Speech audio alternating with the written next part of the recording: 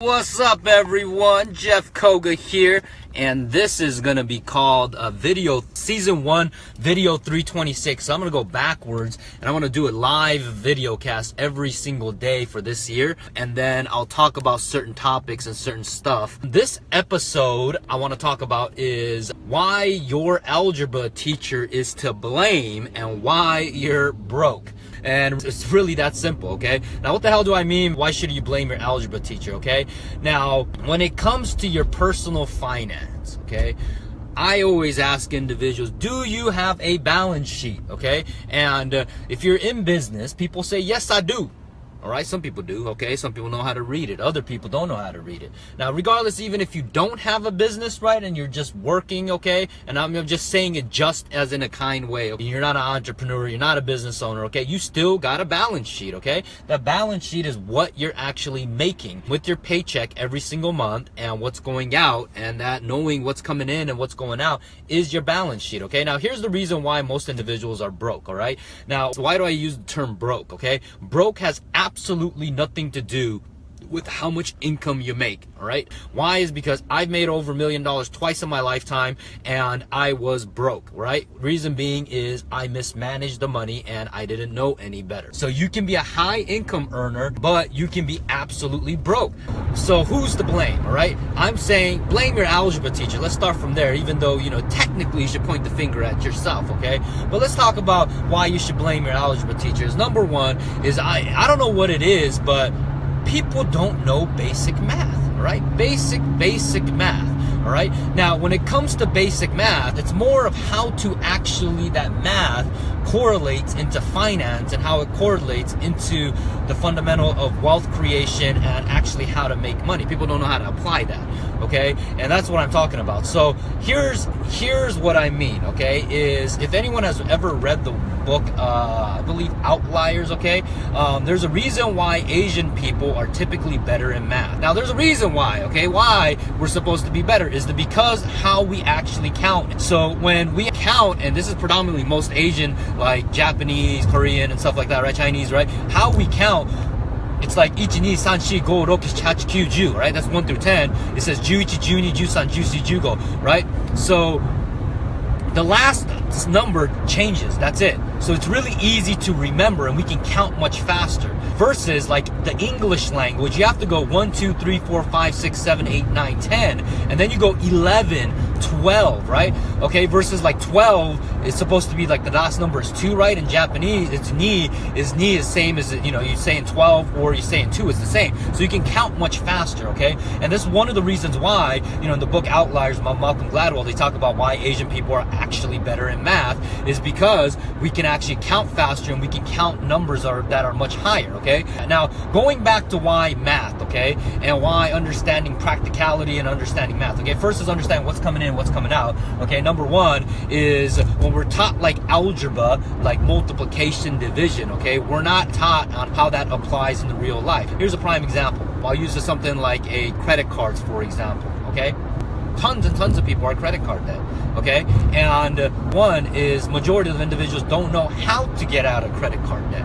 All right, I learned this at an early age. Is why is because my mom was a single mom and she taught me something called rate surfing when I was like in high school. She would sit down and she would be negotiating with the banks at these like 0% rates and stuff like that, right? And then one time I heard her actually crying on the phone with the bank, and I'm just like, Mama, why are you crying? And then she was just like, the bank changed the interest rate on me because I missed the payment by 2 days or something like that. I think the due date was like on a Friday or something, and the payment didn't post till like Monday, so that 0% went up to credit card interest rate, like at that time, like 20% or something like that. And once it's actually deferred and crawl back and they get hit with the lump sum, okay? So bottom line, if you don't know what the term deferred interest means, but she got hit with that and her payments went up and it was a problem, okay? So I'm in high school, I'm learning about what balance transfer is from my single mom, and I didn't know about any of this stuff, okay? And I learned it in high school, obviously, okay? But as I gotten older, I learned how to leverage debt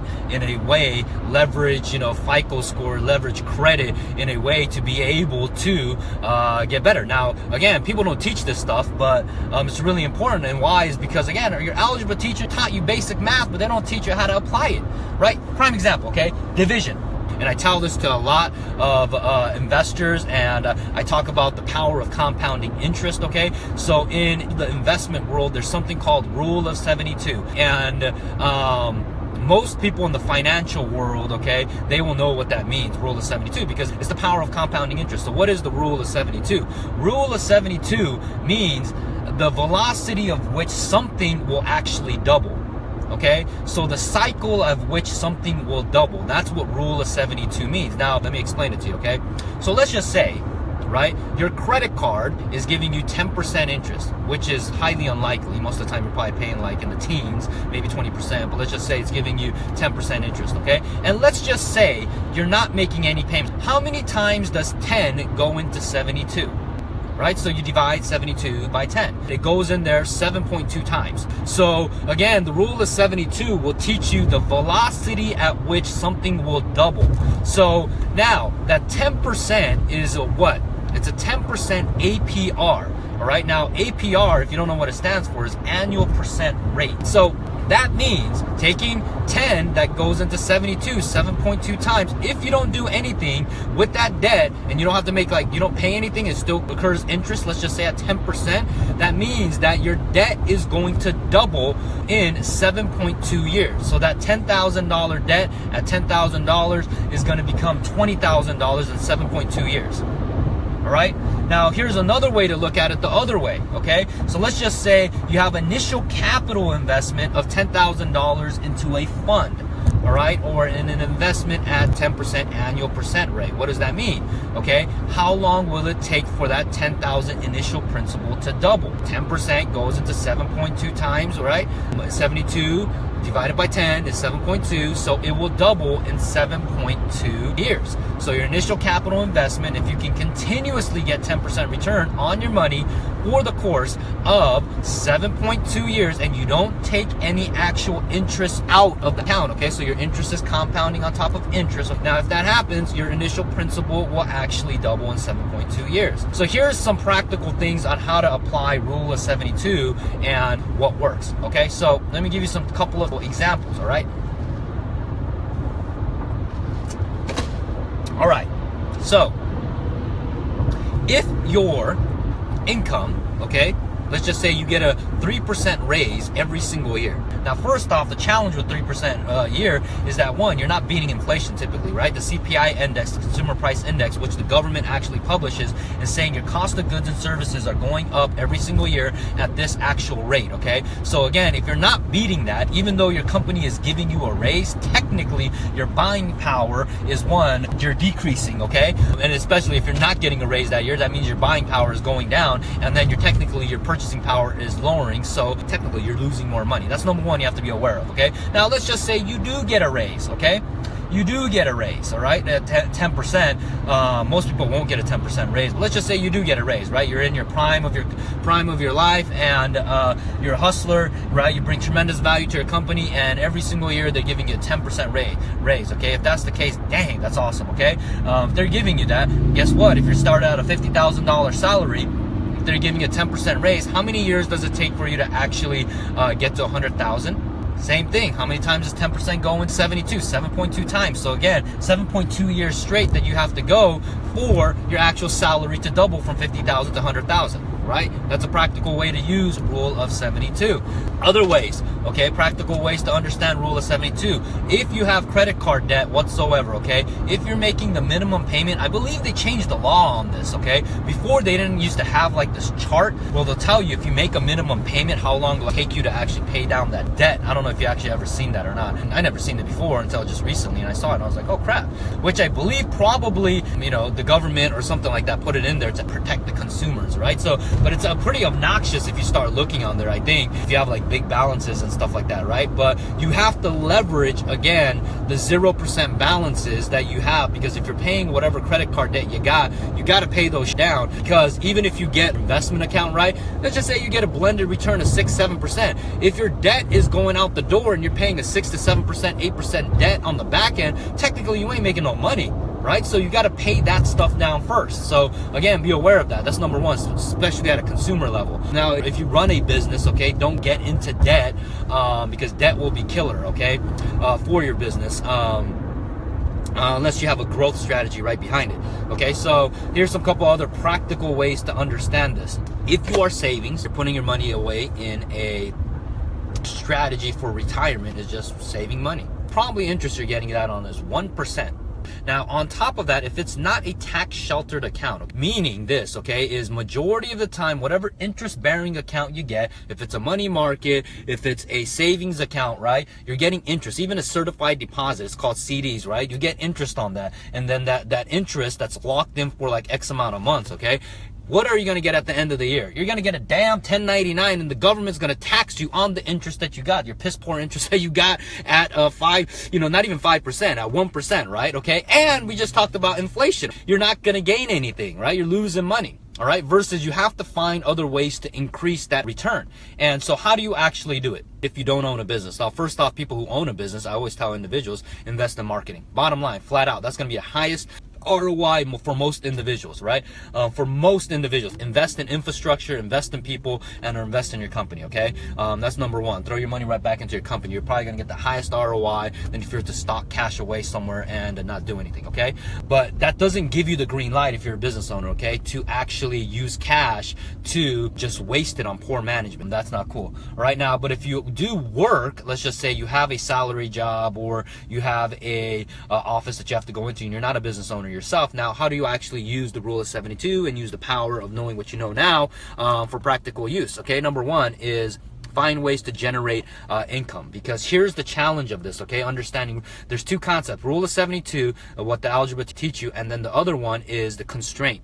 Okay, cash flow constraint, that's what I call it. In the real estate space, I call it the Dom Constraint or days on market constraint, or basically it's called the theory of constraint, which is that in your ecosystem, okay, let's just say when I say ecosystem, it's your personal, like you're going into office and you get a paycheck every, bi-weekly, monthly, or whatever it is, right? That ecosystem, you have an actual cash flow constraint, all right? It's called a cash flow cycle constraint, or CCC, all right? Some people call it CCC, cash flow constraint, whatever it is. I call it cash flow. I learned it as a cash flow cycle constraint, okay? So let's just call it C3 for short. So the cash flow cycle constraint, every individual has it at a business level and at a personal level, okay? So at a business level, it's how much revenue you come in, what are you using it on expense to acquire that, right? Generate that revenue, what are you paying out? And then also at a personal level, right? If you're getting a paycheck, you have a cash flow constraint cycle, which is your cash flow is based on the cycle that you get your paycheck, right? If you get that paycheck every 2 months, you get on the first of the month, you get it on whatever it is, right? You have that constraint, okay? That's a constraint that you have. Now, the challenge with that is with most individual is especially now, the challenge with that constraint is this, okay? One, it's a lot easier to understand that constraint if you get a paycheck every single month. But the challenge, again, is number one, is if you're trying to grow wealth, it's really, the problem isn't that constraint, but the challenge is you're not making enough revenue, or you're not making enough money, right? So you got to go out and generate more money. I don't know anyone that actually have saved their, saved the millions. No, I know a lot of people that have invested millions and become millionaires, okay? But that's the constraint you have to first understand, okay? So again, what cycle is your money coming in and money going out? And at the end of the month, do you actually have a net positive cash flow, or are you actually going into debt every single month, all right? Most households that I know of either are break even or they're going in debt. All right. I don't see too many people that are actually physically putting money away for retirement, putting away money for rainy days, and most individuals don't. Okay. And then same thing with businesses, right? They don't do that. They're actually breaking even or losing money, right? I don't know. Me personally, I don't know what breaking even means, right? It's just like you either make money or you lose money, right? So for example, like in January for us, right? I'm waiting. We're gonna have our with my CFO. We're gonna have our meeting next, I believe, Wednesday, and we're gonna look at our report. I actually did the complete opposite on our budget meeting that we had, and probably we're going to have a really in-depth conversation about that, because we were actually at a certain income goal that we wanted to hit, and I said, man, I don't want to actually break even this month. Why? Is because we're doing launches in product and stuff like that. So I went the complete opposite, and I just try to slam and sell as much as possible and generate deals in the pipeline for real estate, right, and my other business as much as possible, and that's what we did. So we got tons of money in the pipeline line now, as well as revenue. But here's the thing on this, right? We did a budget meeting for one shot, and then the other one that we did, we changed it, right? So at the end of the year, when we look at it, it was about the same amount, okay? But then kind of I took the middle ground. So what does that mean is the goal that we're hitting is obviously, you know, we got to do $1 million, okay? But the way that we're going to reach it, right? Because if you divide, you know, $1 million, like $1.2 million, right? It's $100,000 a month that you have to do in terms of revenue, okay? So last month in January, I came up short. That's why I'm so pissed, because I know I could have hit that freaking number of 100 grand. I'm so pissed off at that. People don't realize how pissed off I get on that, and to a point where people take that attitude of why I'm pissed off about it as not being, being thankful. No, I am thankful, okay, of what I have, what I worked hard for, but it's a fire that I have, and if I don't actually get pissed off, then what is it, you know, like what, you know, like really, like I've done it before in my past, so it's like I have a higher standard than most individual, right? So again, don't knock on me, especially folks that don't have a entrepreneurship mindset or a business mindset, right? They think that I'm a pompous, arrogant prick that only cares about money, and that's not true. People who know me really, really well, I know for a fact that money gives me options to be able to serve a community, serve people, and do the things that I want to do, with ultimately leave a legacy in this world, right? So my kids and my next generation after knows that, hey, you know what, I made an impact in this world, and you can do the exact same thing, and that requires money, unfortunately. Okay, or fortunately, right? Okay, so I'm going off on tangent on the topic of, you know, algebra, right? I was supposed to talk about algebra and why people are broke and not knowing the numbers, but again, it's really important to know your numbers. I thought originally before, like I got a CFO in a new CFO in November, right? So we hired it, but you know, we vetted out tons and tons of new people, and we decided to hire that person because he came very, very highly recommended from other individuals, and I knew that we needed to actually upgrade our bean counter. Okay, straight up upgrade our bean counter, and made a world of a difference. Why? Is because I've always been great at making money, all right? And I don't know if you run into that challenge, okay? You know, if you're watching this, maybe that's the case for you, I don't know. I've always been great at making money, all right? I can somehow magically make money, you know, hundreds and thousands of dollars, but the challenge always has been, especially as I've grown the company, is that I didn't have a great financial guy behind me or shoulder to shoulder with me to actually grow it. Here's a prime example, okay? At our peak of our real estate investment company, okay, we would do over $1 million in terms of revenue. Now there's certain departments that we had, okay, in terms of, we had our development, okay, meaning like we would knock down houses, take ugly houses, fix them up, we would sell them, okay, and then we had our other component, which was our quick turn business, right, where we wholesale properties, okay, tie them up, lock them up, and we'll sell our contractual interest, and we'll quick turn them and make anywhere $5, $10, $28,000. Now here's where it got interesting, okay, from the outside world, our business, right, our real estate development company, okay, how everyone perceived it was we're a ginormous real estate rehabbing company, a development company. All right, that's what the world perceived it as. Why? Is because I positioned the company at that time online and everything that I did as that. Why? So people can actually continuously bring us deals. All right, so that's positioning. That's story number one. Okay, position yourself to do that. All right, now, but reality is when you start looking at the balance sheet and what actually was making us money, this is where it gets truly, truly interesting. Okay. And what was profitable, all right, is like certain year, okay, I'll use one particular year where I probably made the number one mistake that I've learned from, okay, I learned from at that time, where I thought I can save something and I just couldn't, you know, why? Is because probably my inexperience to actually pull the plug, as well as I was in a really dark spot, and, you know, it was really bad, okay, so, example, okay, at that time we moved close to, in our quick turn business, I believe we did over like 40 transactions, right, wholesaling, okay, and our average transaction size at that time was like close to like little under 12 grand, okay, so we made over $400,000, right, in terms of revenue to the company from wholesaling transaction, right? So as a wholesaler, right, wholesaling company, that's pretty damn good. But keep in mind, we had a pretty darn big team. At that time, we had 2 solid acquisition guys, then a couple of smaller guys, okay? But our business was still running even after payout, okay? At that time, just strictly on that, okay? We were above 30% on that, so which isn't bad, okay, at the end of the day. But here was the challenge, okay? We had way too much hands in the cookie jar, okay? We had, at that time, I had 2 other partners, okay? Myself, I ran that component, okay? I had 2 other partners. One was at that time, nothing wrong wrong with it was actually pregnant, okay? And I'm being up, upfront, right? Okay, female was pregnant. I'm grinding it every single day. She can't do it physically. Can't do it. So I was pissed off. I was really, really pissed off because I was just like, look, dude, you can't keep this up where I'm running at this rate. And then I tried to, at that time, I should have probably took the whole company at that time. That's where I screwed up. Why? Is because the rehabbing department at that time, okay, on paper, in terms of revenue, all right, it brought in probably about 600 grand. So you look at that, 400, 700,000 that year. What year was that? I want to say 2012, okay? It was like $1.2 million. But here is where the numbers gets interesting, okay? And I took the eye off this, and this is why you need to have a damn good bean counter when you're actually behind it, okay? Is I thought to myself, because that other side, right?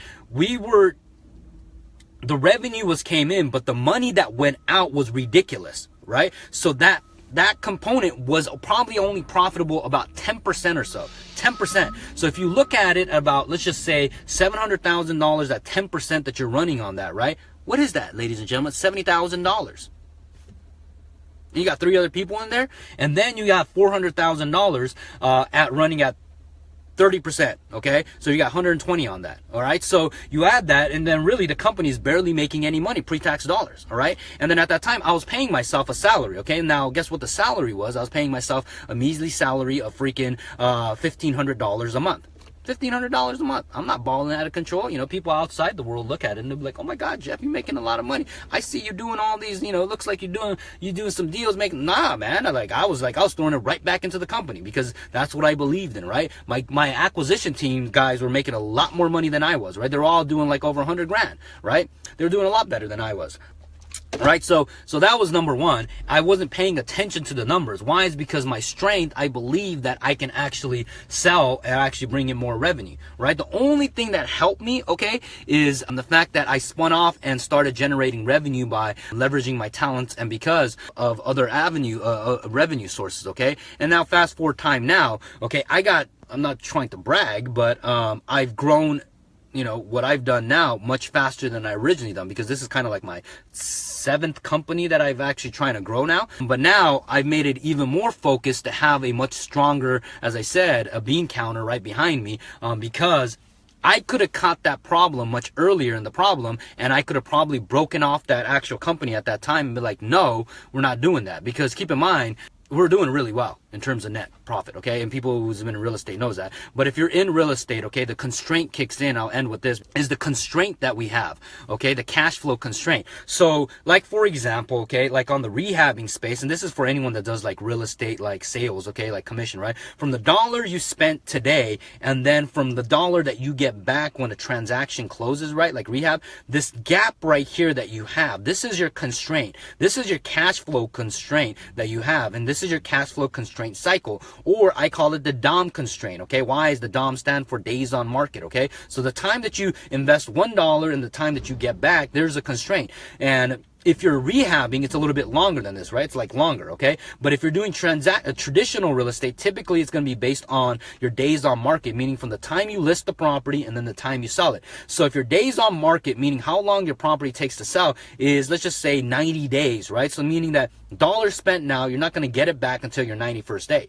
All right. Now, if you're not continuously doing your marketing every single month, okay, that same amount, then you're going to go through a boom and famine cycle, right? Because it's mathematically impossible that you're not going to go through that, right? Why? Is because you stop marketing. So this constraint is really important to understand, because when you're running a business, you have to figure out a way to shrink this constraint down and to understand how to manage cash now. So, even at your personal level, right? You have to figure out ways to manage cash very, very quickly, because this constraint that you have will limit your ability to grow, as well as you're not able to actually manage risk as well. Okay. So giving my story that I had, right? So the ones that we were doing over like 400, 500 grand that we were doing running on 30% net, is that we were literally plucking deals off the MLS at that time. Okay. Majority of the deals that we were doing, we're pulling off somewhere called the MLS. So we were just sending emails and doing deals. So our marketing cost was almost literally like close to zero.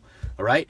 That's pretty sick in my opinion that we were doing. You know, those are good, great times, right? Great times that we were doing it, okay? We made tons and tons of money. All right. Now, within that, obviously, we got deals to buy, okay, and things like that. But the problem was, going back to the story of why not knowing your numbers was a challenge for me, is that the other side, the development side, that was bleeding money. Right? Bleeding money to a point where I'm still to this day, I'm confused. I don't know where the money went. Okay. To a point where, you know, I'm like, screw it. You know what? Hey, it's lost money. Like, I don't know where it went. Okay. I have ideas on where it went. Okay. But I won't talk about it here. Okay. But literally it's just like, poof, the money disappeared. Just disappeared. Just disappeared. All right. And it's stressful sometimes, right? Especially when you bring in terms of revenue, revenue of, 50, 60 grand one month, right? But then your payroll is 50, 60,000. You haven't paid salary for yourself yet, right? And that's not even including sometimes certain months like payroll for your team, right? How stressful is that? And it's a scary situation. It really is. And luckily, certain situation we got out of it because we raised new money, right? Sometimes you got to go do that to pay off a very higher interest investors, to pay them off early, all right? And, we got out of it. There was one situation where we had to actually pay off an investor very, very quickly because we had a very, very high interest rate that we're paying on that debt. It was really expensive. And the problem with that actual debt was the fact that construction timeline. Right? We anticipated a certain timeline that it would take. And again, going back to not knowing your numbers, your math teacher, right? Your algebra is, I took the word of someone else that, hey, they can get that done in a certain time frame. And I was just like, you know what? That's your thing. That's what you're supposed to specialize in. So you do it. And I didn't take full responsibility of it. So, it's all my fault. I'm not pointing fingers. So it's all my fault that I didn't understand the numbers. And I took the numbers, and it says, hey, this is based on that. So we raised the money based on that. And guess what? The timeline was actually 2 times longer. So the money that we had literally ate up into all the profits, right? And by the time, you get past your, you double your timeline, what it took, it ate up all your profits. And it was kind of like, fuck, man, you're literally working for free. I could have probably, worked at Starbucks and made money. And that was kind of a joke that I would, talk to other investors about. It was just like, man, like I could have worked at Starbucks and probably been less stress-free and made more money. And which is absolutely true, because certain deals turn sour, it takes a little bit longer and you lose money on it, or you break even, but technically you lose money. Why? Is because your opportunity cost, right? So again, know your numbers. Going back to this, I went on a tangent, went on a rant here, but figure that I'm going to keep on doing this every single day. And then somehow at the end of the year, we'll figure out how to mash this together and have my video guy do something with this. So that's kind of my promise to y'all. That's all I got for you guys. Hope you enjoyed it. If you like something like this, leave a comment below. I'll talk to you guys later. Take care.